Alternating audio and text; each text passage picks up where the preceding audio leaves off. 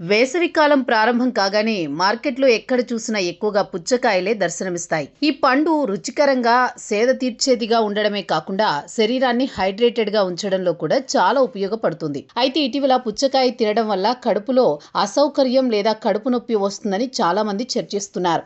అటువంటి పరిస్థితుల్లో పుచ్చకాయని ఎంత మోతాదులో తీసుకోవాలో తెలుసుకోవడం చాలా ముఖ్యం. తద్వారా దాని పూర్తి ప్రయోజనాలు పొందొచ్చు. ఆరోగ్యానికి ఎటువంటి హాని జరగదు. నిజానికి పుచ్చకాయ తీసుకోవడానికి ఉత్తమమైన పండు, ఎందుకంటే ఇందులో నీటి శాతం ఎక్కువగా ఉంటుంది. ఇది శరీరాన్ని చల్లబరుస్తుంది, డీహైడ్రేషన్ నుంచి కాపాడుతుంది. కానీ ప్రతి మంచి విషయం లాగే పుచ్చకాయను కూడా పరిమిత పరిమాణంలోనే తినాలి. పుచ్చకాయ అధికంగా తినడం వల్ల కడుపు సంబంధిత సమస్యలు వస్తాయి. గుజరాత్ కి చెందిన డాక్టర్ రిద్ది పాండే లోకల్ 18 తో మాట్లాడిన ఒకసారి ఓ సాధారణ వ్యక్తికి ఓ ప్లేటు పుచ్చకాయ సరిపోతుందని చెప్పారు ఓ డాక్టర్. పండు మొత్తం గురించి మాట్లాడితే మధ్యస్థ పరిమాణంలో ఉన్న పుచ్చకాయ 3 నుండి 4కి సరిపోతుందని భావిస్తారు. ముక్కల రూపంలో చూస్తే 2 నుంచి 3 ముక్కలు సరిపోతాయి. ఇది శరీరానికి అవసరమైన పోషకాలు, నీటిని అందిస్తుంది. దీనివల్ల ఎటువంటి హాని కలగదని చెప్పారు. పుచ్చకాయ సరైన పద్ధతిలో తినడం కూడా అంతే ముఖ్యమన్నారు డాక్టర్. చాలా సార్లు ప్రజలు పుచ్చకాయ ఫ్రిడ్జ్ లో చల్లార్చి తింటారు.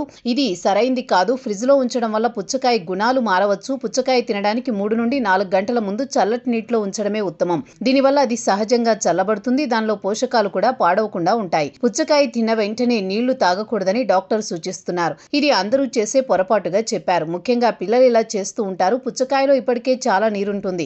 ఆలస్యంగా నీళ్లు తాగడం వల్ల జీర్ణ వ్యవస్థ ప్రభావం పడుతుంది. దీనివల్ల కడుపు ఉబ్బరం, అజీర్ణం, విరేచనాలు లేదా వాంతులు వంటి సమస్యలు రావచ్చు. అందువల్ల పుచ్చకాయ తిన్న తర్వాత కనీసం 30 నుండి 40 నిమిషాలు నీళ్లు తాగకుండా ఉండాలి. ఎక్కువగా తినడం వల్ల పిల్లల్లో కడుపు నొప్పి లేదా విరేచనాలు కూడా రావచ్చు. అందువల్ల పిల్లలు అవసరమైన దానికంటే ఎక్కువ పుచ్చకాయ తినకుండా తల్లిదండ్రులు ప్రత్యేక శ్రద్ధ తీసుకోవాలి. ఈ విధంగా పుచ్చకాయ చాలా ప్రయోజనకరమైన, ఉత్తేజపరిచే పండు. కానీ దానిని సరైన పరిమాణంలో, సరైన పద్ధతిలో తీసుకోవడం అవసరం.